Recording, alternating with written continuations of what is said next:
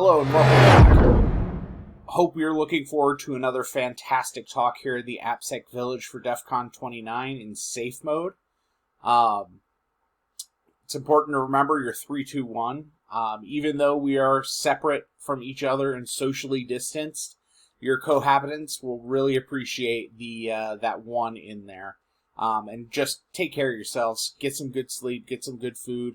Make sure you take a shower. For our next talk, we've got David Waldrop talking about the DevOps and Agile Security Toolkit. After 25 years in the application development, David moved to information security just over 7 years ago. His passion is helping developers write secure code. He's currently an information security advisor supporting the application development community at his employer. Let's put our hands together and welcome David Waldrop. Hi, and welcome to the AppSec Village. I hope you're having a great DEF CON 2020, albeit in safe mode. My name is Dave, and for the next 30 to 45 minutes, we're going to talk about the DevOps and Agile Security Toolkit. Now, before I get started, I have to make the standard disclaimers. First, this presentation and any comments that I make are my own and do not necessarily represent those of my employer. Secondly, I will mention a few example products. Some are commercial, some are open source. These are not necessarily meant as recommendations. They are mentioned to serve as a starting point for your own investigation and review.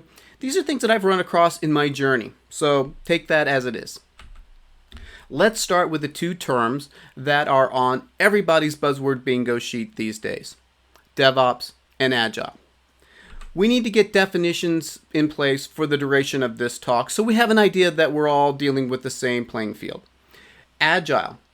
Agile focuses on continuous, iterative development and testing. Software is developed in smaller increments and then is integrated for final testing and delivery. Scrum, Kanban, and XP Extreme Programming are examples of Agile approaches. On the other hand, DevOps focuses on the collaboration between app dev and operations. The focus is on deploying code to production in a fast manner, usually automated. So you can see from the definitions that these are two separate concepts. However, many organizations tend to combine them into one initiative. Very rarely do you find a shop doing DevOps and not doing Agile, or vice versa. So no matter whether they start with DevOps or they start with Agile, the one piece that's usually late to the party is security.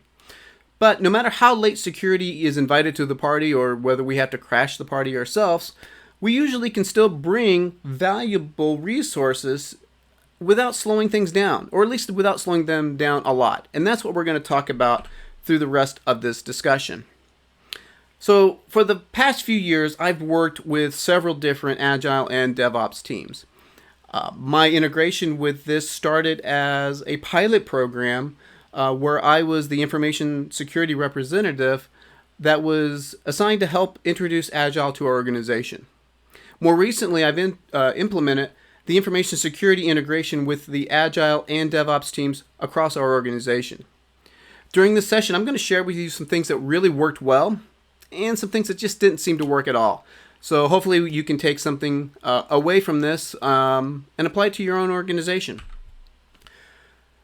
This particular slide will give you the map of what we're going to talk about for the rest of this discussion. We're going to talk about Agile Staffing. We're going to talk about the 8 simple questions. We're going to talk about the Security Champions program and then go into developer training, which is my favorite part of my job. Security in the software development lifecycle. And then we're going to hit the hat trick of securing your code: static code analysis, dynamic code analysis, and open source analysis. And then finally, we're going to wrap things up by automating the heck out of it. So let's start with Agile Staffing. Sherman set the Wayback Machine for when I started with Agile. One information security person was assigned to one Agile team. That security person would be integrated into that team and attend every ceremony, every meeting, everything, every day. That didn't work. There are a couple of reasons I think that didn't work. First of all, Agile teams tend to multiply. You can go from a proof of concept with one team to having close to 30 teams in less than 2 years. Most organizations do not have the information security bandwidth to support that type of staffing model. In addition, the Scrum Masters tend to treat every member on the team as though they can perform all tasks. And when you're dealing with a team of all developers, that makes perfect sense. This model tends to fall apart, though, when you put information security, QA, middleware, any other infrastructure or shared services team as a part of the Agile team. What happens is in the Agile process, their hours count against your available development hours. But the infrastructure people, the information security people, do not have the skills or the capabilities to do some of the development. So you kind of see that there's a mismatch. You're given hours, but you're not allowed to use them. So it caused a lot of problems for some of our Scrum Masters early on. Again, we realized this was not the way to do it. So I ended up coming up with a two-tiered approach for trying to integrate information security into the Agile team. First, at a high level, at the enterprise level, we will have an architect, an information security architect, and they will inject into those high-level projects and basically set up guardrails and guidelines. So as projects are being devised at the visionary level, they can jump in and try to help guide them into making more secure decisions at that high level. Now, when you get down into the weeds, though, each Agile team does need to have somebody they can rely upon for information security. And so what we ended up doing is we created named resources within the information security team that are assigned to Agile teams. Now, it's not like the previous model. You're not assigned, you're not sitting with them, you're not assigned to go to every meeting. We're going to talk about how we scaled that back, but we ended up finding a way where, based on where information security can add the most value, we attend those ceremonies and only those ceremonies. So at the end of the day, each information security representative can support between 6 and 8 different Agile teams. That is a model that is certainly sustainable. So what is a little different? Well, first of all, we make sure that every Agile team has a named resource that is responsible for information security for them. So this gives them a named contact. If they ever need something, they know exactly who to call and where to start that quest. Secondly, we attend, or the Agile reps attend, the backlog refinement sessions. These are meetings that happen once every 2 weeks before the next sprint, and it defines what they're going to work on in that next sprint. It's a perfect opportunity to jump in and say, hey, you're planning this work. We need to think about blah, blah, blah from an information security standpoint. We can get in just ahead of when development starts. It's a perfect time to bring up security issues, make recommendations, and answer questions. And then finally, we attend the quarterly planning increment meetings where the vision is cast for the next quarter, and we can make sure that we're on their radar for things that we think we need to be a part of. So this is kind of a high-level diagram. The purple arrow at the top is the information security architect. That particular person, as you can see from the diagram, sets guardrails for enterprise planning projects. All of the red arrows are the different places where our individual security representatives can or may inject into the Agile teams. We don't inject in all those places, but there are places where we can, and we give them that option to call us if they're needed. So let's move on to what I like to call the 8 simple questions. This particular concept came up as a result of assigning our Agile reps to their teams. We found that the leadership within the Agile teams really wasn't sure when to call us. And since we weren't sitting there in every meeting, there was a possibility that something could come up that might fall off the radar, that we might not get contacted for, that they may not even think is important. So we decided that we need to give clear guidelines to the Scrum Masters and product owners as to when they should include information security. That's how I created the 8 simple questions. So basically, these 8 questions are a guideline for that leadership team, And if they answer yes to any of them, they need to make sure to include their information security representative in those discussions. These are the questions as I currently have them. We're going to talk about that in just a bit because they change over time. These are not one and done kind of things. Am I dealing with any sensitive information? Now, information that is sensitive, it's going to mean something different for each one of our organizations. If you're working in healthcare, if you're working with banking information, if you're working with retail with PCI information, you will be able to define what sensitive information means for your organization. Am I sending or receiving data outside of the company? Is there a new vendor involved? Am I going to introduce new software systems or libraries, even open source? And remember open source because we're going to talk about that. It's a unique challenge. Do I need access to secrets such as passwords, keys, or certificates? Will I need the ability to use single sign-on? Am I going to leverage the cloud? Will I need updated access roles? So these 8 questions are what we are currently using as a guideline for the interaction between the Agile team and their information security representative. As I mentioned, the exact questions are going to differ on your organization. The questions themselves will actually change over time. I started, I think, with 7 questions, and then we had several issues come up with access roles and who to ask and blah, blah, blah. So we added a question for that too. So don't be afraid to take a stab at it and massage it and change it. That's the thing about Agile and DevOps. It's changing all the time. And we as information security people need to be able to change our stuff as well. So the basic idea is this. Create a list of questions, usually 10 or less, something that's going to fit easily on a PowerPoint slide or a single piece of paper so they can take it to meetings with them.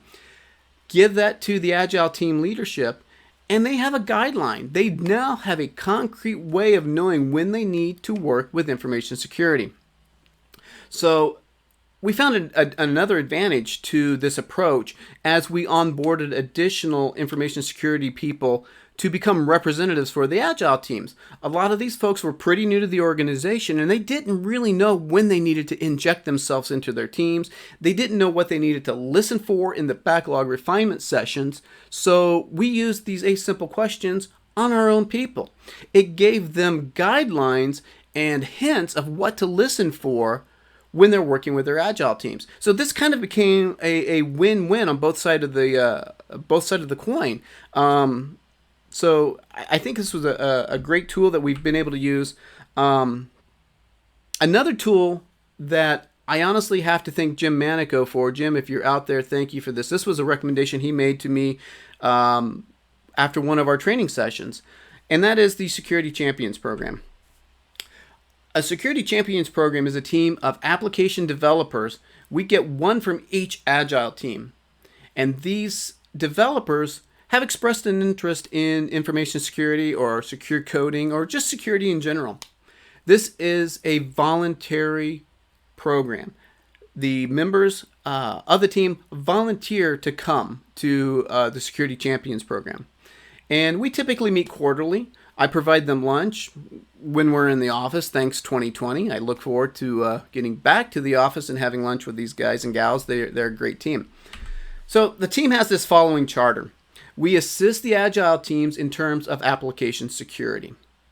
We serve as a communication conduit between the Agile teams and information security. And then we meet quarterly to share experiences, we ask questions, we share knowledge. It has had some incredible benefits. First of all, security has a relationship with at least one person on every Agile team. I'm not saying we have a mole, but what I am saying is sometimes we hear about things long before it percolates through the management chain. I might get a phone call about, hey, we're thinking about using this open source library. Is that cool? We take a quick look at it. We approve it. By the time the formal approver gets into my hands, we've already done it and they're coding. So it gives us a great communication conduit and that helps make things faster. I may have not mentioned this before. Hopefully I have. Relationship is key. You're going to hear about relationship throughout this entire discussion. We build relationships with those Agile teams. It starts with having an assigned rep. It moves into a different relationship level when we have a security champions team. Secure coding training takes it to yet another level, and you'll see why in just a few minutes as we talk about the developer training. But it's about building relationships. It's about having fun while we're doing the right thing for our organizations. So far, the team has done a lot of really cool things. We've reviewed vendors and products both on the development side and on the information security side. We've selected our developer training programs for the last 2 years based on the input from the Security Champions team members. We've done a bunch of POCs together. We've cross-consulted. Now, this was kind of an unexpected benefit, is where if I had a team that was very well versed in one technology and they mentioned that in a Security Champions lunch, another team might reach out going, hey, we're about to do that. Can we sit down and talk? So it actually starts to cross-pollinate some security knowledge and some technical knowledge between different application teams. And then finally, it served as a candidate group for application security openings within the InfoSec team. The software development lifecycle. So as we started to roll out security, a lot of people have asked us, how does this fit into our SDLC? So I ended up creating a plan that maps information security phases to the software development lifecycle as it currently exists.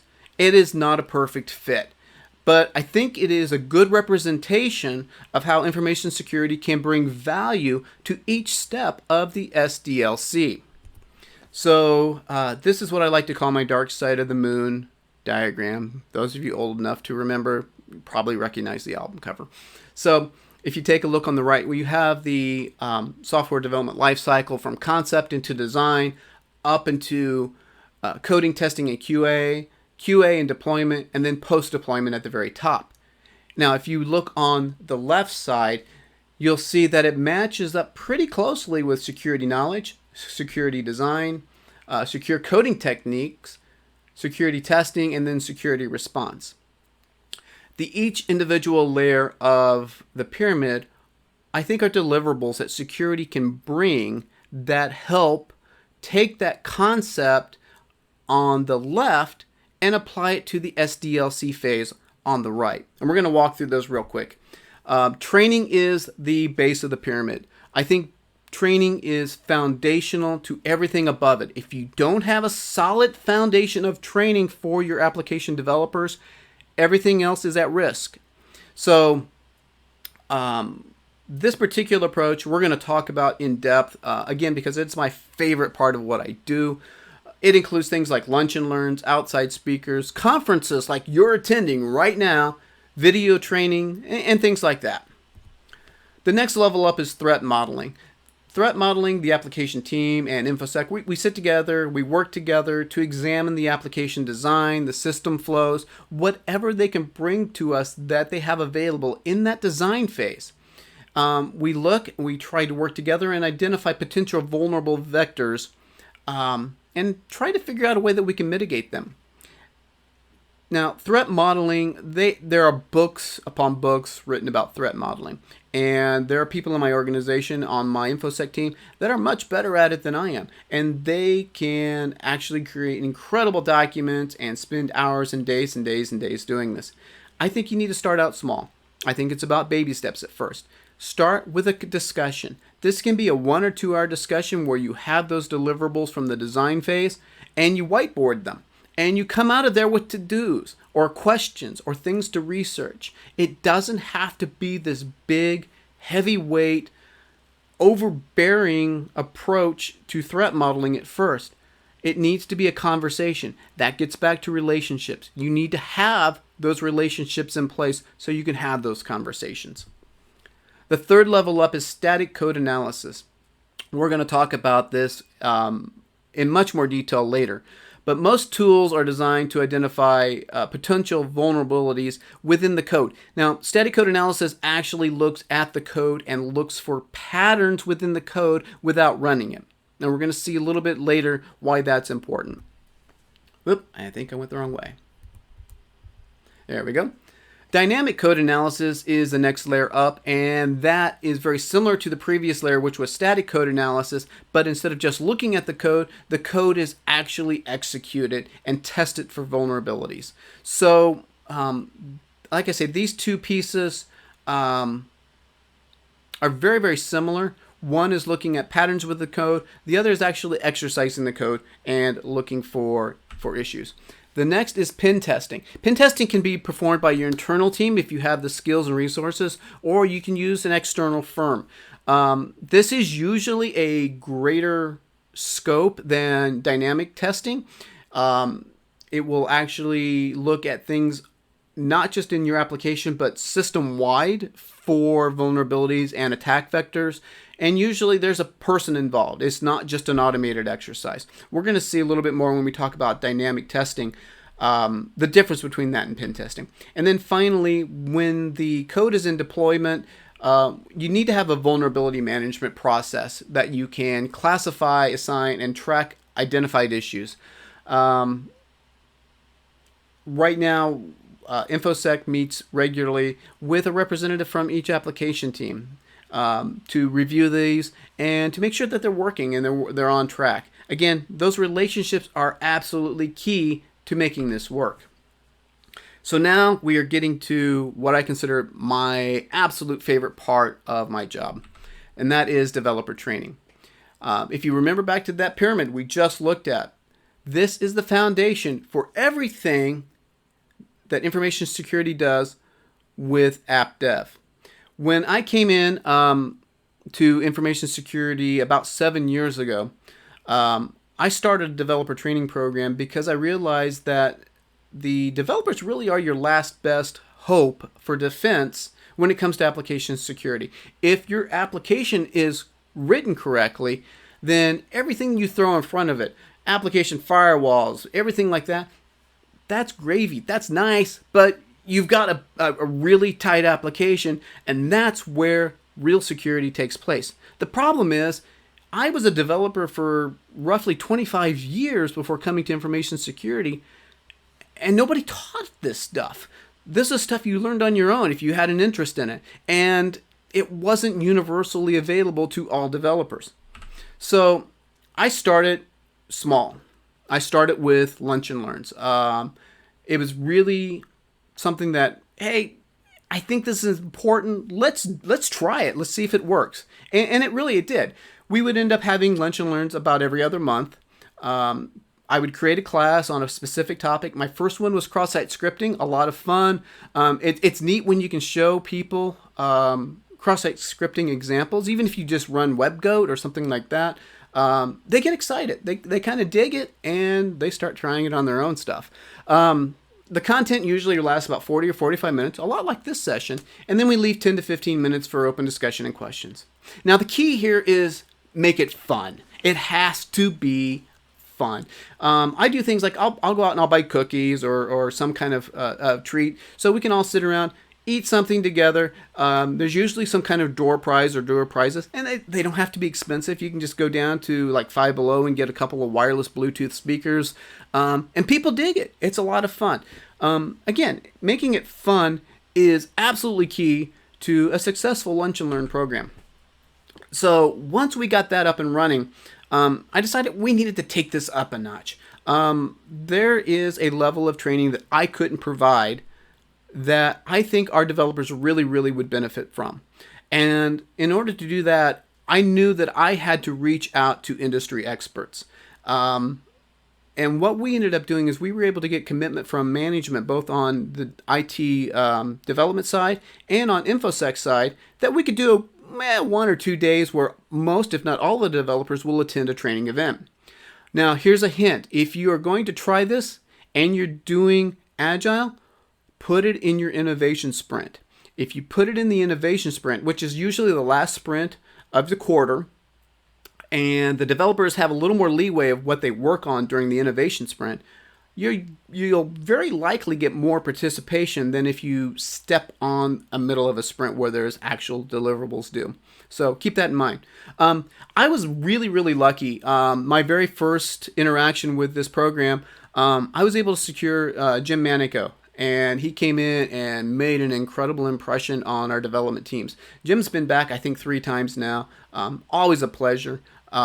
Rich Mogul's been by twice. We've had a recent one with Ron Paris. Dr. Philippe Deric, phenomenal instructor. I just took his OAuth class, so if you're looking for OAuth, wonderful class. But we've got him coming in this fall, and I'm looking forward to that. The reason I actually want to call these gentlemen out by name is I think it's important to be grateful. I am very grateful for everything they've done for me and my development teams.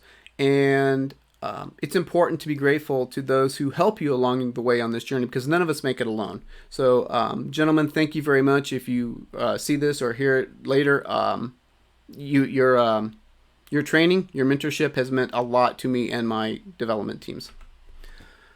So one cool aside is, I mentioned this earlier, the Security Champions team has been involved in the selection of the instructor for the last 2 years.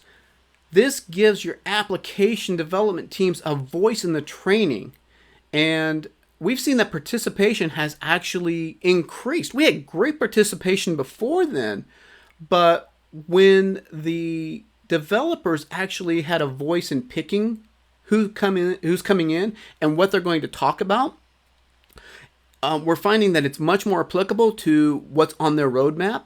It's much more applicable to the skills they're hoping to get, and participation goes beyond what I could have ever hoped for.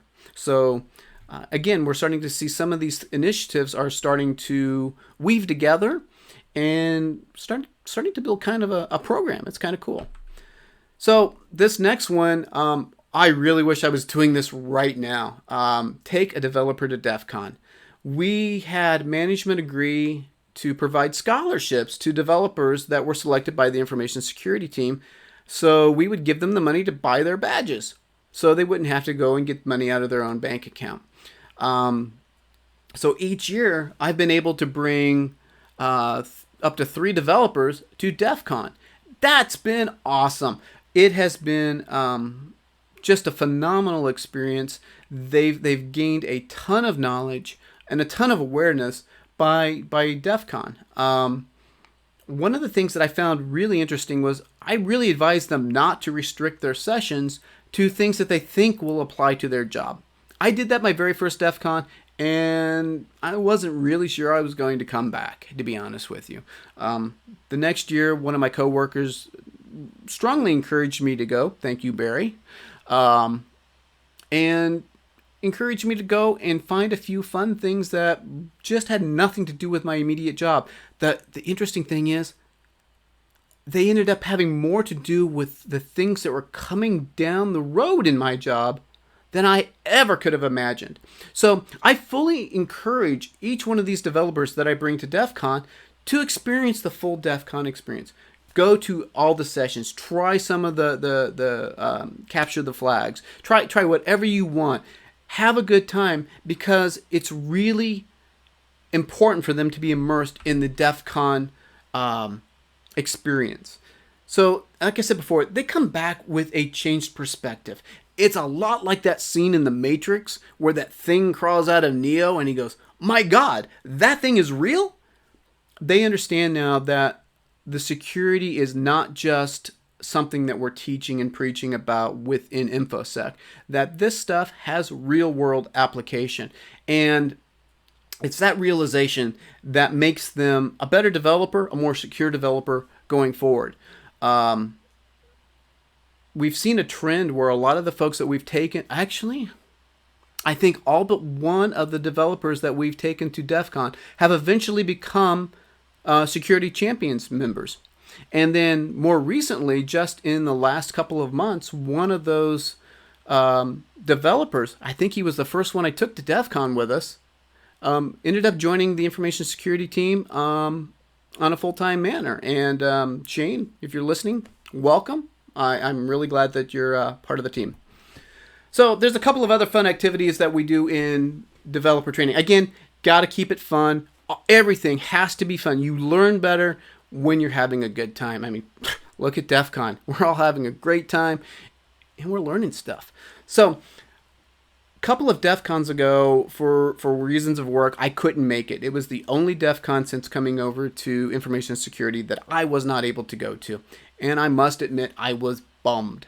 So what I decided to do was I was going to have my own little DEF CON. And we decided that okay, let's just take people along for the ride. So we identified 5 videos from previous DEF CONs, and we had a lunch and learn for 5 days that week where we watched it and we talked about it. We had drawings for DEF CON related swag or items or giveaways. We just kind of had a good time. It was kind of built up as, hey, take a break, come, bring your lunch, let's hang out, watch something from DEF CON, talk about it. You might win a t-shirt, you might win some stickers, whatever. And people really enjoyed it. It was a lot of fun. As a matter of fact, I'm probably going to do one this fall for the folks that didn't get to enjoy what you're doing right now, what you're enjoying right now. And then finally, I have an annual thank you lunch and learn. This was a tradition I started the first year we did lunch and learns.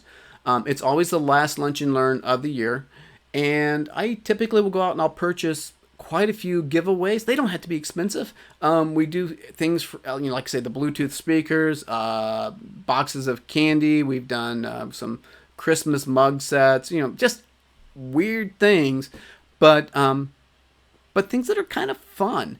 And we do a shorter lunch and learn followed by a session where we just eat some good food and we have some drawings. And I have an opportunity to thank my development community for the support of the Lunch and Learn program and for the support they've given to information security. I think it's important to say thank you, and this has been just an incredibly popular Lunch and Learn every year. It's a lot of fun, and I highly recommend it. So here are the keys to a successful successful training program. Make it applicable and give the developers a voice in the training. And usually if you give them a voice in the training, it will be applicable just because they're going to tell you what they need. I think I've mentioned this 1,427 times, but make it fun. It's got to be fun. Share how much you care about this stuff. If you're engaged, if you're passionate about it, people are going to feel that and they're going to gravitate to you and gravitate to that topic. And then finally, build relationships. Listen, reward, and always express gratitude along the way in this journey. So we're getting into the next phase of the toolkit, and this is what I like to call the analysis hat trick. 3 types of analysis that if we implement all 3, we're going to have a much more secure code base in production. And the first is static code analysis. You might remember that from our SDLC pyramid. So static code analysis scans the code without running it. It looks for known patterns of vulnerabilities.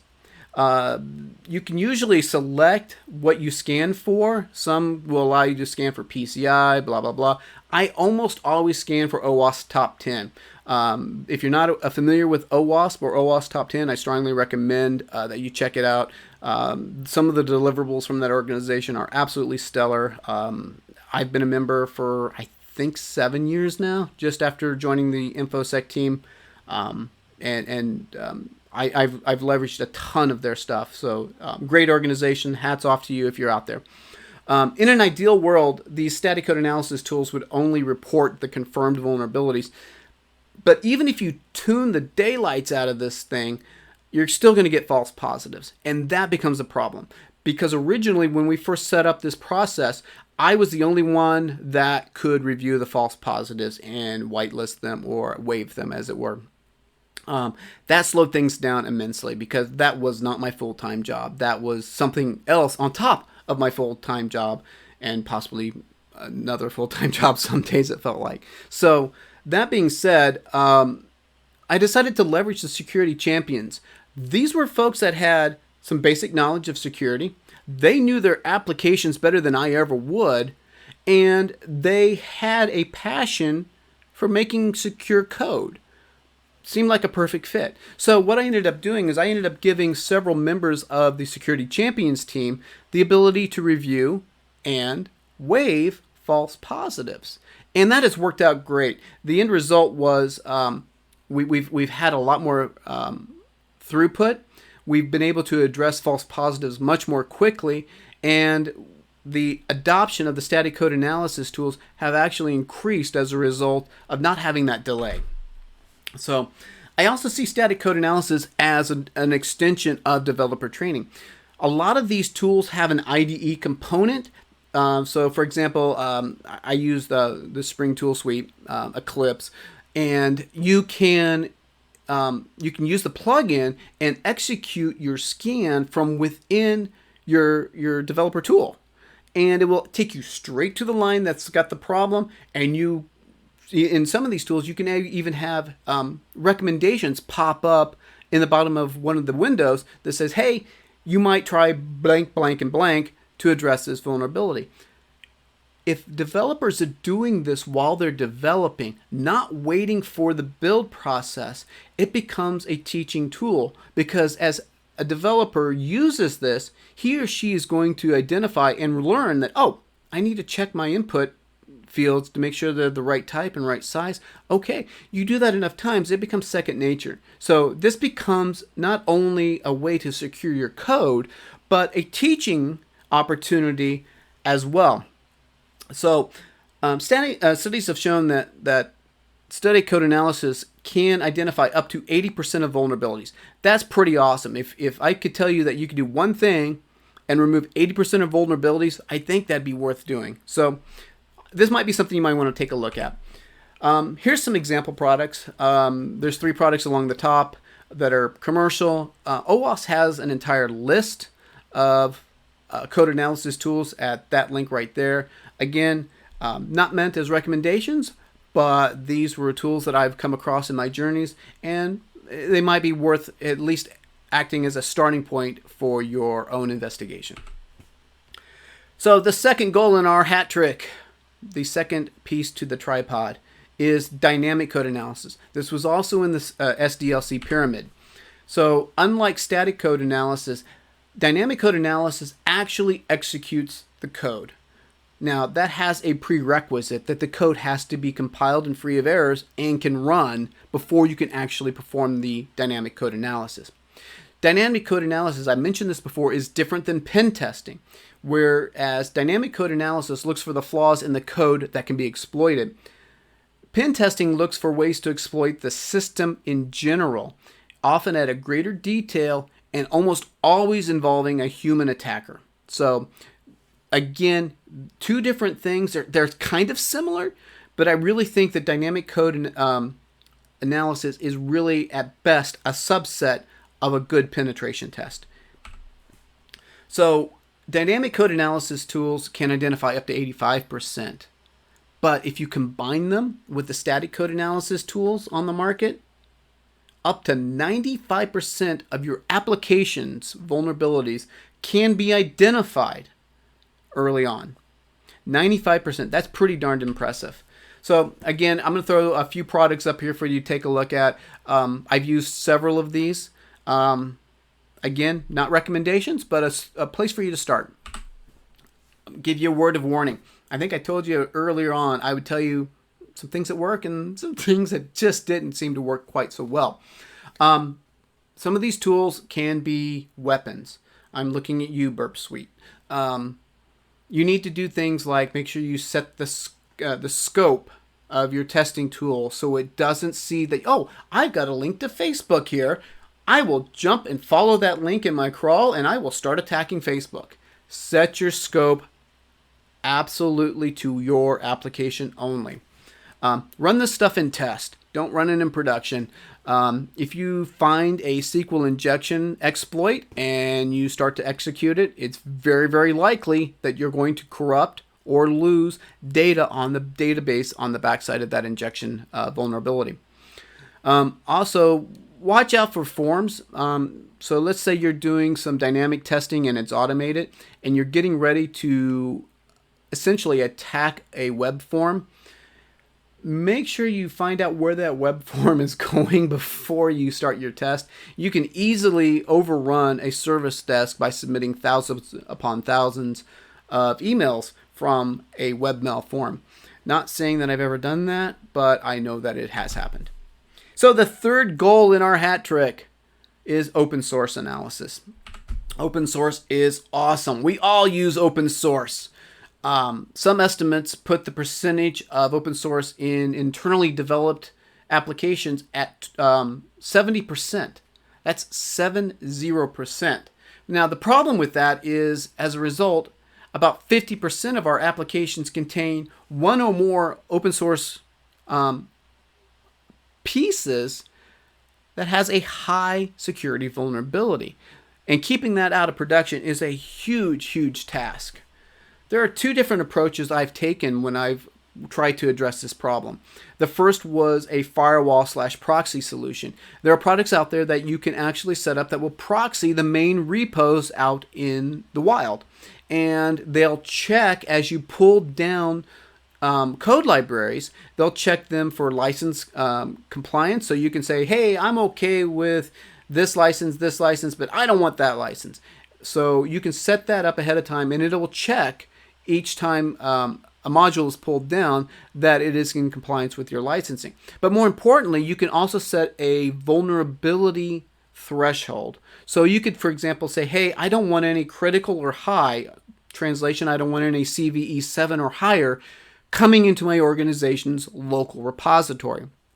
So the problem with that is a lot of the tools that developers use, particularly in DevOps, for automating building of systems, automating testing, have vulnerabilities because they really weren't meant to go live anywhere. They were basically developer aids, developer tools. And your policy is going to quarantine or prevent them from coming into your local repository. The result is you get a lot of phone calls. Hey, this module, I need it now, and it's quarantined. Well, that requires getting out on the the firewall or proxy and looking at what's quarantined, determining how it's going to be used, where it's going to be used, and does that CVE apply in this use case, and then deciding whether you can waive it or not. It is a labor-intensive process. I didn't really like doing it this way at first. So I ended up moving to a build-based solution. Build-based solutions are very similar to what we're going to see in just a few minutes, where you basically add an open source review step to your automated build process. If you find that same vulnerability as it's going to production, let's say it's a CVE of 8 and it's going into production, you fail the build. At that point, the developers have the opportunity to go, okay, I need to get a security waiver, or I need to find a more recent or a more updated library that doesn't have that CVE as an outstanding issue. So this ended up reducing the manual intervention. The only problem is you could end up having something on your internal network with a CVE of 7 or higher. That's a developer tool. You've got to be very careful when you're whitelisting or removing items from quarantine to understand how it's going to be used and if the CVE itself can be exploited in that manner. So here's some products once again. OWASP, I've mentioned them several times. Great organization. Again, these are not recommendations. These are simply places for you to start if you haven't looked at these already. And finally, let's talk about automation. So those last 3 steps, they seem like a lot. And originally we were doing them manually, and it became unwieldy very quickly. It just took a lot of time. It took a lot of effort. So what we were able to do was automate most of this into the build pipeline. So if you have a continuous integration tool, something like Jenkins, you can add steps that execute static code analysis, dynamic code analysis, and open source analysis with every build. So this gives you all of that protection, over 95% from the studies, with every single build that you do. Now, there's some things that are just too stinking big. So if you're still dealing with legacy applications, big old monolithic jars and ears, if you've got something that's somewhere in the line, hundreds of thousands of lines of code, sometimes close to 1 million line of code, this is not going to go well for you, because the dynamic scan, the static scan, those pieces are going to take a long time. I tested one application for a friend of mine just off the just to try it. It was a legacy application, and the scan for just the static code analysis piece took over 12 hours. You can't stop a build for 12 hours and expect the developers not to be concerned. So I don't recommend this for large applications. If you do, you might do it as an asynchronous build step. So basically it says, hey, I've got to go do static code analysis. I'm going to launch it, and then I'm going to continue with my build. You lose the advantage of being able to block at that point, but you still have an automated scan going along. You'll need to have a process in place to alert the development team as well as information security of the results of that scan, and then decide how you want to react. But you lose the ability to block. But fortunately, the industry is really moving towards smaller builds, APIs, microservices, things like that. And inline scans are very possible. They're very fast. These tools are tuned for this kind of work, and they run incredibly fast. Just aside, some of the tools are still working on their automated pipeline plugins. So if you are looking at any of the tools, whether it's the ones I've mentioned or something else, make sure that you ask about the maturity of their continuous integration pipeline plugins. Otherwise, you might find yourself stuck manually doing these for a while until you can find a way to do that. I want to end with a couple of final thoughts. So the keys to success, hopefully you can read this. They are start small. Do one thing. For me, it was starting with a training program. That literally led to everything else that you saw in this presentation. And as you saw in the presentation, this stuff tended to feed upon itself. The development led to, or developer training led to more developer training, which led to a security program, which led to, so start small and it will all come together. Get management buy-in by both information security and by AppSec management. The centerpiece right there, that has to be the key for me. It has to be fun. When this stuff is no longer fun, I'm not going to do it anymore. We've got to keep making it fun, particularly for our developers. Developers are doing a lot of stuff. Adding security on top of everything else they're doing is a pain in the butt. And for the most part, it's not welcome unless you can make it fun. If you can make it fun, it's going to happen. So just like we just mentioned, automate everything you possibly can. And remember, it's all about those relationships. The relationships with your Scrum teams. It's the relationships with your developers. It's the relationships with your vendors and the trainers that you can get to come in. So building a good relationship is key. Don't try to reinvent the wheel. The best innovation is usually stolen from somewhere or given from somewhere. So if you can take one piece from this discussion and implement it in your organization, I will feel blessed, and I'd love to hear about it. Take it slow. This stuff is new for all of us, and it's always changing. And finally, learn what works best in your environment. So I want to wrap up with thank yous. I want to thank you for spending the last 45 minutes, whatever it ended up being, with me and with AppSec Village. I want to thank AppSec Village. I got to volunteer there last year. I ended up spending the entire DEF CON there. After, I think that was my 6th year in information security, I finally found my home, and that is the AppSec Village. So thank you to the leadership of AppSec Village for doing this and for giving me this opportunity. I want to reiterate my thanks to Jim Manico, and he's kind of been my spirit leader on this journey, and I appreciate all you've done. My colleagues Barry and Shane, my partners in crime, you guys are awesome. And finally, my best friend, my wife, who's put up with me put up with me doing this and several other things in information security. She's absolutely the best, and I can't thank her enough. So thank you guys very much. I appreciate you spending this time with me, and I hope you have a really, really excellent rest of your DEF CON. Thanks.